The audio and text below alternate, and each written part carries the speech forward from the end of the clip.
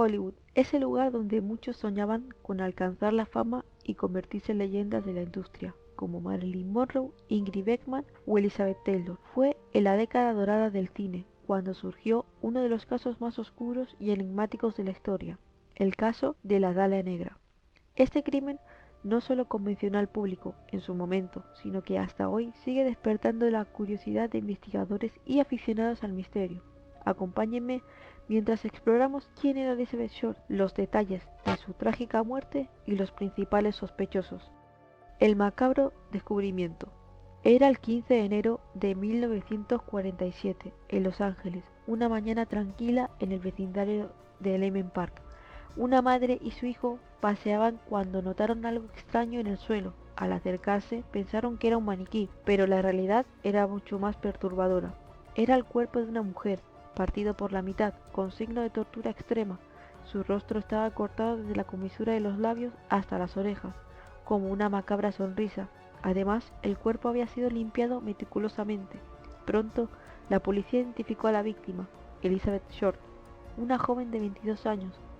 Pero ¿quién era Elizabeth y cómo terminó en estas horribles circunstancias? Elizabeth Short nació el 29 de julio de 1924 en Hayden Park, Boston. Sus padres, Cleo y Bob Short, tuvieron 5 hijas. Su infancia estuvo marcada por la tragedia. En 1930, su padre Cleo abandonó a la familia fingiendo un suicidio al dejar su coche debajo de un puente. Este evento obligó a Bob a criar sola a sus hijas. Además, Elizabeth sufría de asma. Pasó sus veranos en Milford y sus inviernos en Florida, en casa de amigos de su madre. A los 19 años, Elizabeth recibió noticia de su padre, Cleo, quien había reaparecido después de años de ausencia, aunque su madre, Bob, no quería saber nada de él. Elizabeth aceptó su invitación de mudarse a Vallejo, California, con la esperanza de acercarse a Hollywood y cumplir su sueño de convertirse en actriz. Al principio parecía una oportunidad para empezar de nuevo, pero la convivencia fue difícil. Cleo esperaba que Elizabeth asumiera el rol de ama de casa, encargándose de las tareas del hogar.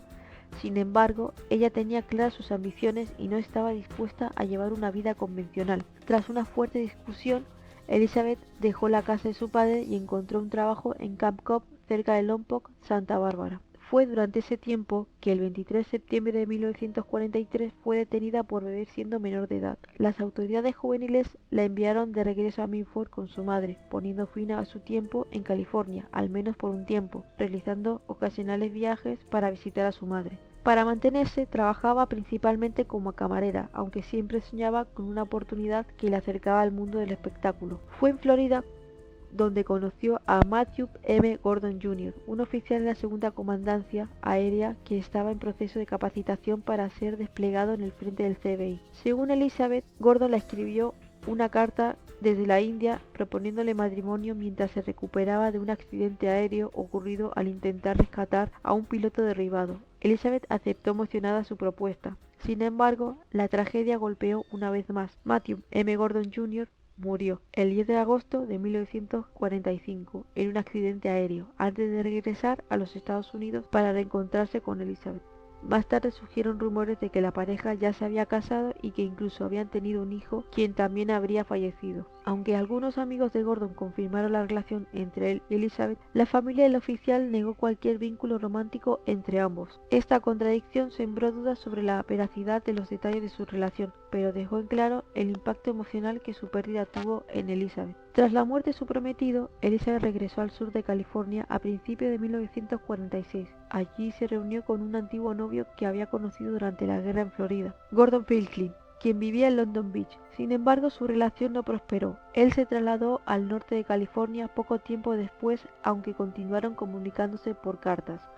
La última carta que envió fue en la fecha del 8 de enero de 1947. Mencionaba sus planes de mudarse a Chicago para intentar trabajar como modelo. Durante los últimos 6 meses de vida, Elizabeth residió en el sur de California, principalmente en el área de Los Ángeles. Llevaba una vida inestable, mudándose frecuentemente entre hoteles, apartamentos, pensiones y casas privadas. Nunca permanecía en un lugar por más de una semana. Trabajaba ocasionalmente como camarera, pero los modestos ingresos que obtenía los gastaba en ropa y maquillaje. Su mayor ilusión era que un cazatalentos de Hollywood la descubriera y le ayudara a alcanzar el sueño que tanto anhelaba. El 9 de enero de 1947, Fue la última vez que alguien la vio con vida. Según un testigo, salió del Hotel Cecil a las 10 de la noche. 8 días después fue encontrado en las condiciones que describimos antes. Los agentes del LAPD pidieron ayuda para identificar el cuerpo y lograron hacerlo rápidamente gracias a un registro previo. El 23 de septiembre de 1943, Elizabeth Short había sido arrestada por beber siendo menor de edad. Las huellas dactilares tomadas en ese momento coincidieron con las de la víctima, confirmando su identidad como Elizabeth Short. La autopsia reveló detalles espeluznantes. El cuerpo había sido cortado limpiamente en dos a la altura de la cintura y estaba completamente drenado de sangre. Su rostro presentaba dos cortes profundos desde la comisura de los labios hasta las orejas, formando una macabra sonrisa. Las marcas indicaban que Elizabeth había sido torturada brutalmente mientras aún estaba con vida durante un periodo de 3 días, antes de ser asesinada de manera atroz.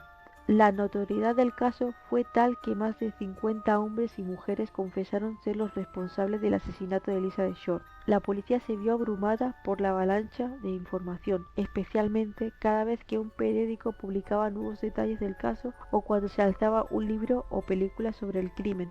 Las confesiones en su mayoría eran falsas o motivadas por el deseo de ganar la notoriedad, pero también complicaron aún más la investigación. Ahora bien, hablemos de los verdaderos sospechosos del caso.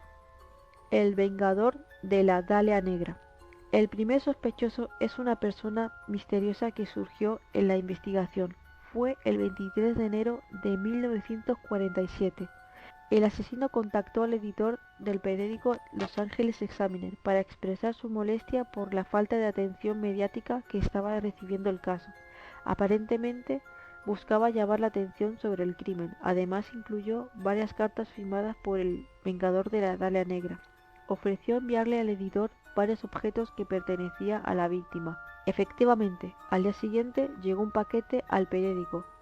Dentro de él se encontraba el certificado de nacimiento de Elizabeth, varias tarjetas, fotografías, nombres escritos en trozos de papel, recorte de prensa sobre la muerte de Matthew Gordon Jr. y una libreta de direcciones con el nombre de Mark Hansen en la tapa. Este paquete sembró preguntas que respuestas y se convirtió en uno de los giros más extraños que rodearon del caso. Mark Hansen.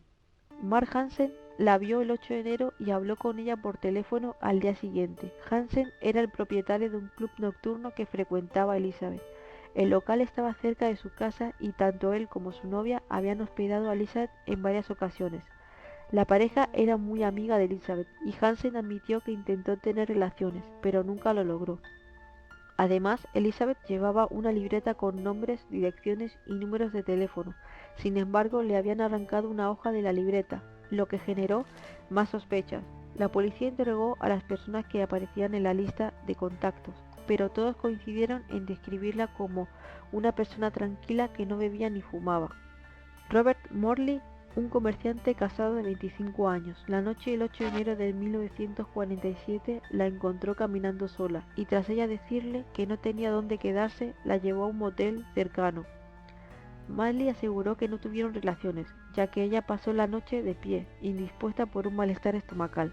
Por la mañana, Elizabeth le dijo que iría a dejar su maleta en la estación de autobuses y luego se dirigía al Hotel Cecil, donde supuestamente se encontraría con su hermana, lo que resultó ser falso. Morley la dejó cerca del hotel alrededor de las 6:15 y regresó a su casa. Aunque fue uno de los principales sospechosos, se confirmó que pasó la noche en su casa. Las pruebas del polígrafo lo que descartó su implicación al asesinato. Cleo Short, el padre de Elizabeth, vivía a tan solo 5 kilómetros de donde se encontró el cuerpo de su hija. Sin embargo, él afirmó no saber nada de Elizabeth desde hacía 3 años y dejó en claro que no quería saber nada de ella.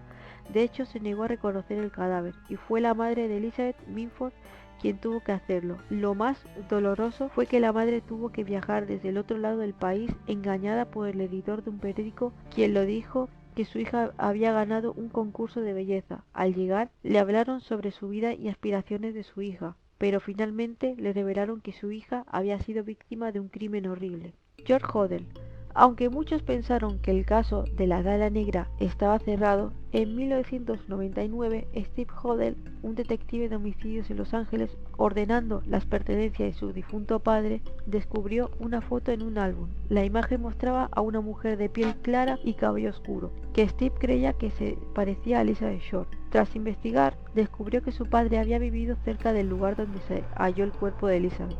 Además, varios testigos aseguraron haber visto a ambos juntos. George era un médico que tenía los conocimientos necesarios para realizar el corte preciso y en el cuerpo de la víctima. Steve recordó que su padre había comprado bolsas de cemento poco antes del crimen y en la escena del asesinato se hallaron bolsas similares. Un vecino también mencionó haber visto un coche negro del 36, el mismo modelo que poseía George. Las cartas enviadas por el asesino, firmadas como el Vengador de la Dalia Negra, coincidían con la caligrafía de George. En los años 50, la policía había puesto micrófonos ocultos en la casa de George, grabando conversaciones en su casa en las que admitía haber realizado abortos ilegales. En una de las grabaciones mencionó que la policía lo consideraba sospechoso del asesinato, pero nunca lo atraparían. A pesar de ser un posible culpable, la policía lo dejó libre. George se mudó a Filipinas, donde vivió tranquilo el resto de su vida. Al final, Elizabeth Short logró su sueño. Su caso sigue siendo un tema recurrente en películas, videojuegos y libros. A pesar de todas las pistas, el misterio continúa sin resolverse. Si llegaste hasta el final del video, te agradecería que le des like, suscríbete y déjeme en los comentarios otros casos que te gustaría que investigáramos. Nos vemos en el próximo video.